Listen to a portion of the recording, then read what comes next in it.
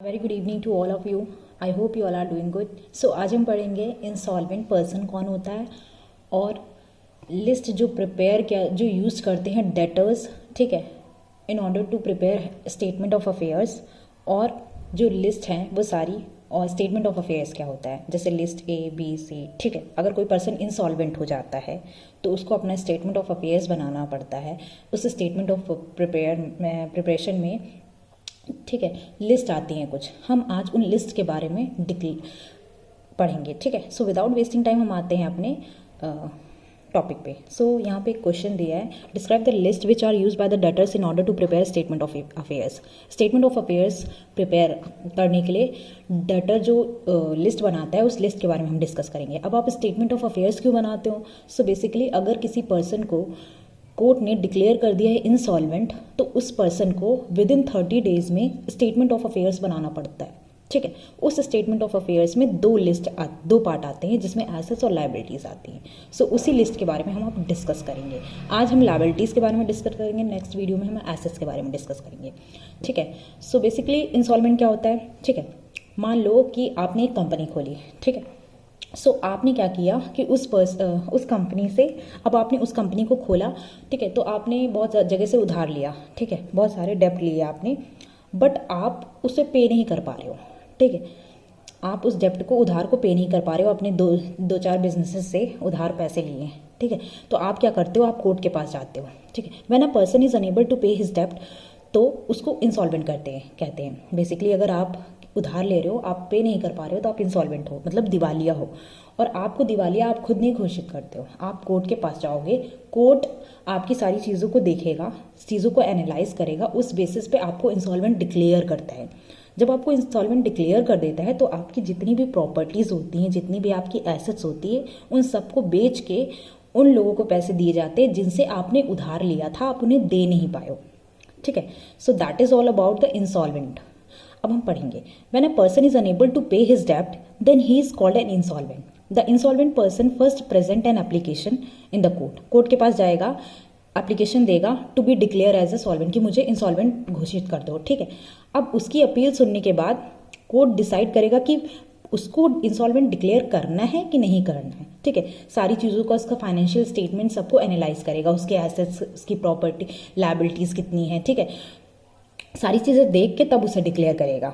The court decide whether the person is declared as insolvent और not. If the indebted person is declared insolvent, अगर indebted person को, जिसने payment नहीं की है, जो डेप्ट नहीं पे कर पाया है, उस पर्सन को अगर कोर्ट ने इंसॉल्वेंट डिक्लेयर कर दिया, तो कोर्ट अपॉइंट करेगी किसको? ऑफिशियल रिसीवर को। ऑफिशियल रिसीवर कौन होगा?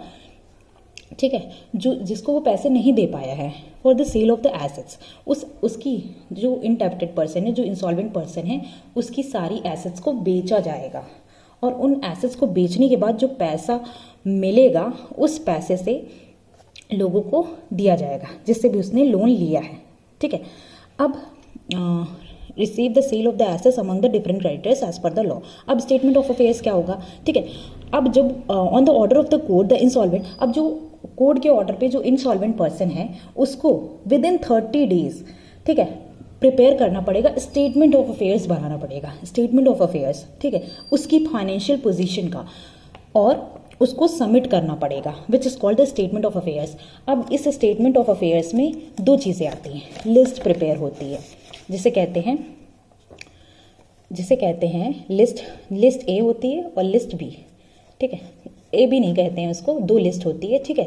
एक लायबिलिटी साइड की होती है, एक एसेट साइड की होती है। सो बेसिकली जो लायबिलिटी साइड होती है, statement of affair has 2 sides. अब इसकी 2 साइड्स हैं, ठीक है। एक लायबिलिटी साइड है जहाँ पे आपकी लिस्ट ए आती है, बी आती है, सी आती है और डी आती है, ठीक है। और दूसरी साइड में आपका आता है एसेट। अब एसेट में आपकी कौन सी लिस्ट आएगी? लिस्ट ई, एफ और जी, ठीक है। अब जो एक्सेस होगा लायबिलिटीज, जितना ज्यादा लायबिलिटी होगा over the assets is shown as the asset side of deficiency as per the list H. List H के हिसाब से अगर ज्यादा लायबिलिटीज हैं तो आप एसेट साइड पे शो करोगे डेफिशिएंसी की कितना ज्यादा कम है, ठीक है। अब लिस्ट जो प्रिपेयर करेगा डेटर, ठीक है, according to the Indian insolvency act, the person is indebted to prepare a person indebted her to prepare a statement of all his assets and liabilities within 30 days being adjudged insolvent by the court. Court के insolvent घोषित करने के with in 30 days उसको अपना statement of affairs present करना होता है। He has to prepare a list of liabilities. उसके कितने लोगों को से पैसा लिया है उसने और कितनी उसकी प्रॉपर्टीज़ हैं।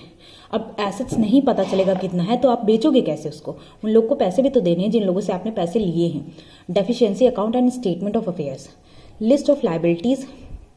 अब लिस्ट ऑफ लाइबिलिटीज़ में the insolvent person divides all his liabilities. सारे इंसॉल्वेंट पर्सन जो है सारे अपनी लाइबिलिटीज़ को 4 पार्ट में डिवाइड करेंगे और and prepare a list of each kind of liability की किस किस तरह की लाइबिलिटी है, लाइक अनसिक्योर्ड लाइबिलिटी है, फुली सिक्योर्ड है, पार्टली सिक्योर्ड है या प्रिफरेंशियल क्रेडिटर्स है। ठीक है, किस तरह की लाइबिलिटी है। In the way 4 list are prepare. अब 4 लिस्ट प्रिपेयर होगी, list A, list B, list C, list D. List A में आएगा अनसिक्योर्ड क्रेडिटर्स।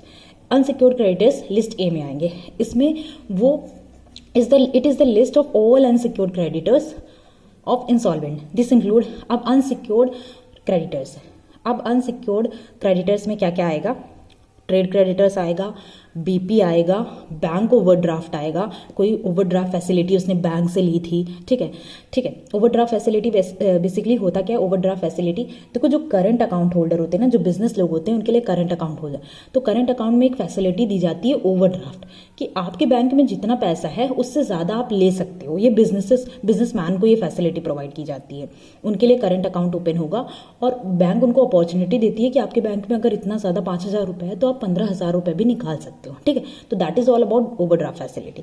प्राइवेट लोन्स आएंगे आपके अनसिक्योर्ड क्रेडिटर में, liability on bill discounted, balance amount of preferential creditors and partly secured creditors. ठीक है, which is unsecured. Partly creditors और partly secured creditors जो हमारे हैं वो भी अनसिक्योर्ड में आएंगे। लिस्ट बी में आपके जो फुल्ली सिक्योर्ड क्रेडिटर्स हैं वो आएंगे। ठीक है, those creditors who possess the security of either more than और equal to the value of loan. ठीक है, उनकी जिनकी जितना उसने लोन लिया है वो बराबर की वैल्यू वाले आएंगे। If the value of the security, जो सिक्योरिटी की वैल्यू है more than the value of the loan, then the surplus amount of security is shown in list G. जो सरप्लस अमाउंट है, ठीक है, वो जी में शो करेंगे। जी में जी आपकी कहाँ आती है? Asset side of the statement of affairs. तो सरप्लस एज अ किस नेम से शो करेंगे? Surplus to contra. List E में आपकी पार्टली सिक्योर्ड क्रेडिटर्स आती है। Sorry, the list contain details of those creditors who provide loan of a higher amount than the amount of the securities held by them. इस list में contain the detail of those creditors. इस partly secured creditors में details दिखाया जाता है उन creditors का जिसमें क्या होता है? The balance of deductive of the value of security and the amount loan is showed as the expected to rank. ये आपका पार्टली सिक्योर्ड क्रेडिटर्स में आएगा। प्रेफरेंशियल क्रेडिटर्स में क्या आ जाता है? Preferential creditors are the explain in under section 327 of the companies act. The list of a preferential creditors include, इसमें क्या आता है? Those creditors who have preference on the payment before the unsecured creditor. Unsecured creditor से पहले इनको payment मिलेगी। There are 2 laws related to the, अब preferential creditors के लिए 2 लॉ है। ठीक है, first presidency towns insolvency act 1909 and second है provincial insolvency act 1920। Under both the laws particulars of preferential creditors are subsume. अब ये जो हमारा प्रेफरेंशियल क्रेडिटर्स है, preferential creditors under the presidency और जो प्रोविंशियल इंसॉल्वेंसी हम नेक्स्ट वीडियो में पढ़ेंगे क्योंकि ये वीडियो ज़्यादा लेंथी हो रही है। ठीक है, so thank you for watching this video. आपको जो डेटर के द्वारा लिस्ट ऑफ लाइबिलिटीज़ है उसमें कोई प्रॉब्लम होगी तो प्लीज़ कमेंट करिएगा।